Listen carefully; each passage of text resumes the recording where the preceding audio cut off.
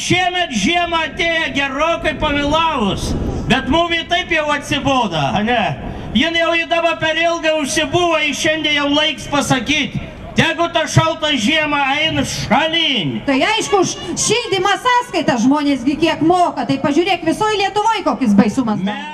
Labas, mėly Šiaulių apskrities televizijos žiūrovai. Eilinė laida. Eiliniai, bet neeiliniai įvykiai. Norėčiau priminti, kad rajono savivaldybė, padedant viešajai bibliotekai, jubiliejaus proga planuoja išleisti fotografijų knygą, kuri būtų istoriškai prasminga, reprezentatyvi. Prašome visų, kurie turi savo namuose įdomių senų nuotraukų su jūsų seneliais, proseneliais, seno miesto, rajono vaizdais ar žmonėmis, paskambinti, užeiti į rajono savivaldybę, pas gerbiamą Irmą Krinickaitę, švietimo, kultūros ir sporto skyriaus vedėjo pavaduotoją ir leisti nusiskanuoti jūsų nuotrauką, papasakoti tos nuotraukos istoriją, o jums paprasčiau siųskite man iš Šiaulių apskrities televiziją adresu berzinis@stv.lt. Gera palikti knygą ateities kartoms.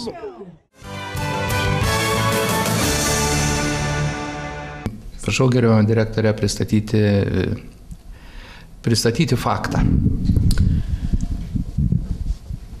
Šiais metais, tai yra vasario 10 dieną, įvyko toks renginukas, vadinamas metų vadovo rinkimai, savaitraščio Lietuvos sveikata, 9 metai, kurį organizuoja. Man teko tokia garbė, kad per tuos 9 metus šiemet buvo įteikta antra nominacija. Pirma nominacija buvo įteikta 2004 metais. Tai tarsi tada atrodė, kad tai iš tikrųjų labai patraukli ta nominacija, vadinosi 2004 metų Europietė, po to Europos Sąjungos įstojimas. O šiemet iš tikrųjų nominacija buvo skirta, tai nėra pagrindinė nominacija, bet viena iš 8 nominacijų, būtent metų proveržis. Tai šitą nominaciją džiaugiuosi ypatingai, kadangi per tuos 9 metus įstaiga dalyvavo nemažai projektiniai veikloj, įgyvendinti buvo eilė projektų, kur plačiai buvo nušviesti ir spaudoje.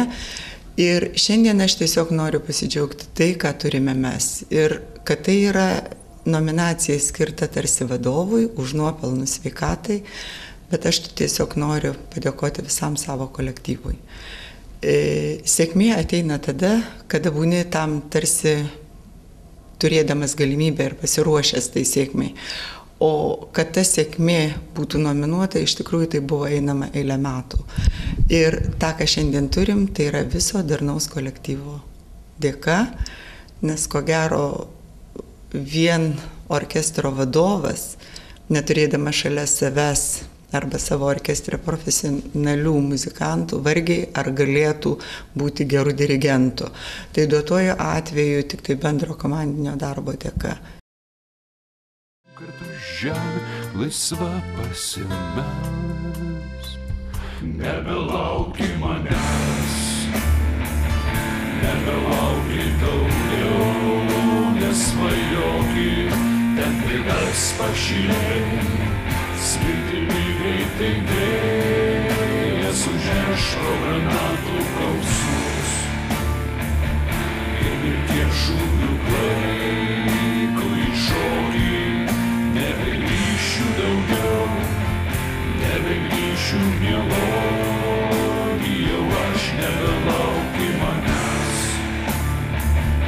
nebelauki daugiau. Šiandieną džiugi maloni šventė vasario 16.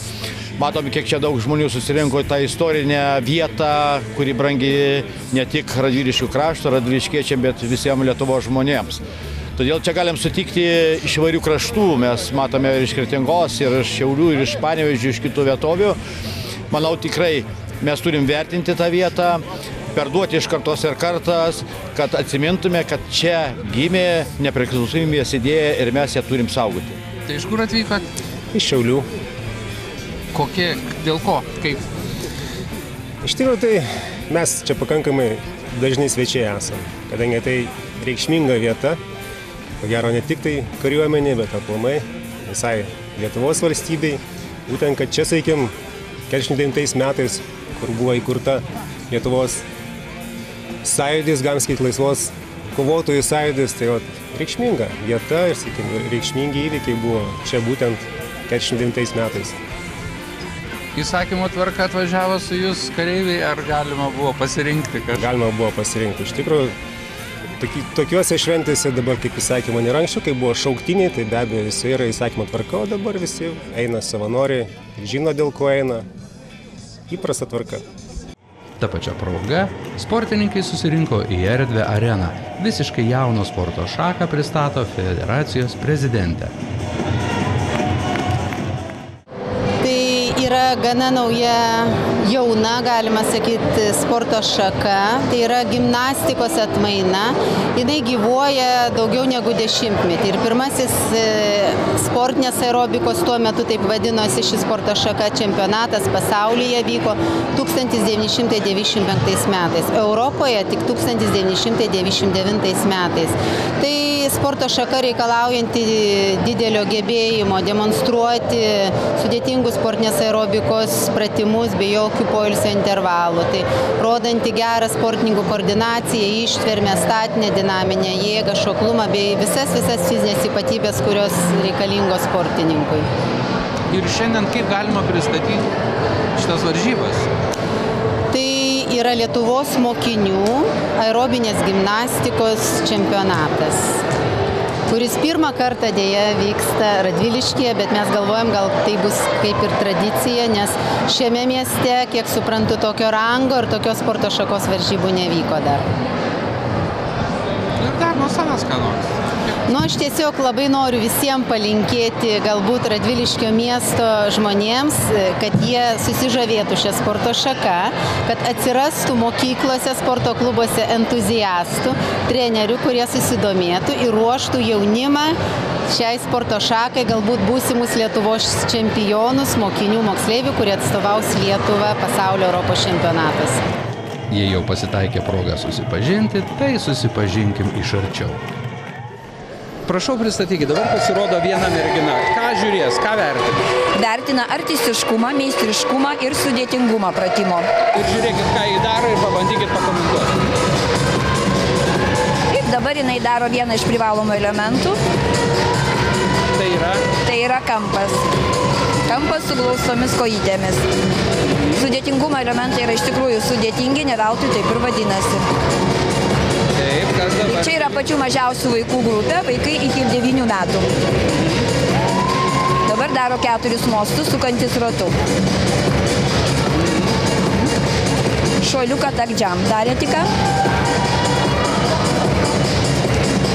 Vertinamas ir pasitempimas, šypsena, rankų, kojų judesiai, aikštelės išnaudojimas.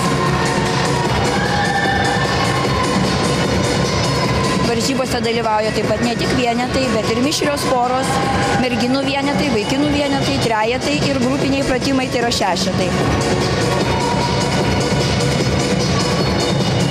Taip pat privalomas elementas špagatas.